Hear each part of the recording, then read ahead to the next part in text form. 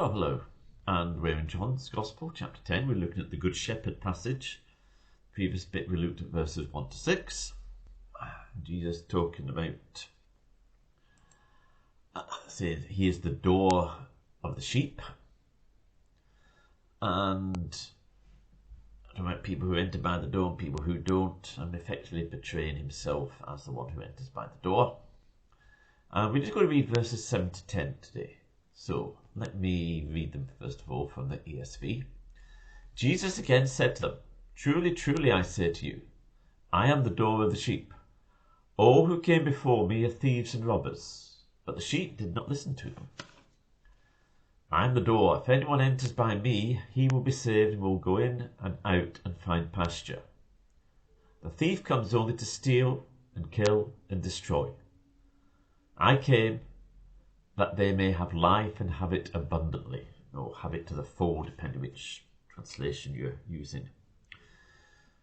So, for the door here in all in this whole section seems to act in various ways.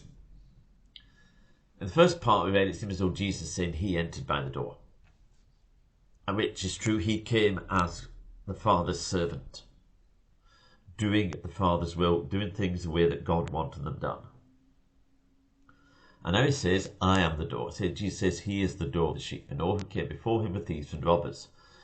So if we want, first of all, Jesus is the centre.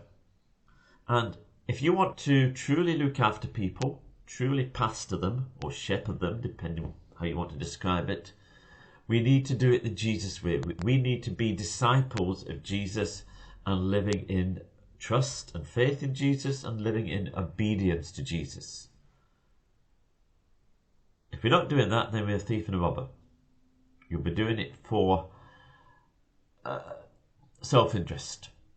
Sometimes, and we see that in various ways, you can get someone who are just doing it to get money. That's particularly prevalent in America. Not so much here in Britain, though it does happen. That other times it might be just to you want to build up your own reputation, which is probably more just as prevalent in the UK as it is in America and anywhere else. In one way or another, you're doing it for yourself, and if you're doing that, you're a thief and a robber. You're not a shepherd, not one of God's shepherds. We need to do things Jesus' way, by faith in him, by belief in him, by obedience to him. We need to be disciples of Jesus. And then it tends to, verse 9, it uses the door kind of a different way. It says, I am the door. If anyone enters by me, he will be saved. But the only way to salvation is through Jesus. There is no other way. People might say, well, that's a bit exclusive, isn't it? No, it's not exclusive. It applies to anyone who can come to know Jesus. Anyone can enter the kingdom through Jesus. So if we want to enter God's pasture, we need to come through Jesus. Jesus is the only way. And it says he will go in and go out and find pasture. And it's not just a matter of ticking a box. It's about life. Then he goes on in verse 10.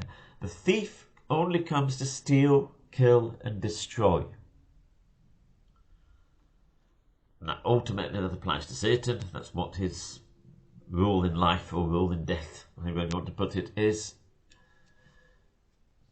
People who come not teaching the word of God, not believing the word of God, are not bringing life to anyone. All they're doing is bringing destruction into people's lives and into their own life as well, for that matter. We need to be completely infused with Jesus, filled with the Spirit, dedicated to Jesus. We can't put it too strongly. And it says, I came that they may have life and have it abundantly, or have life to the full. Now, this is no argument here for the prosperity gospel, so-called prosperity gospel. The prosperity gospel shows the poverty of thinking.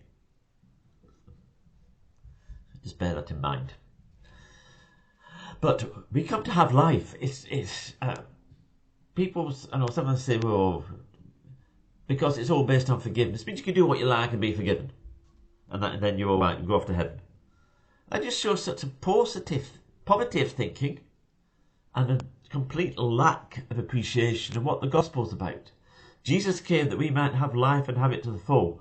That means we're filled with the life of Jesus, and we do the things that Jesus does. And we have the Jesus effect on others, which means some people will reject us because we're disciples of Jesus, but other ones will find Jesus for themselves and find life in Jesus. Or ones who are already followers of Jesus will receive more encouragement and upbuilding from us if we belong to Jesus. So Jesus came that we might have life and have it to the full. And on that note, we'll stop there and carry on with this chapter in the next video.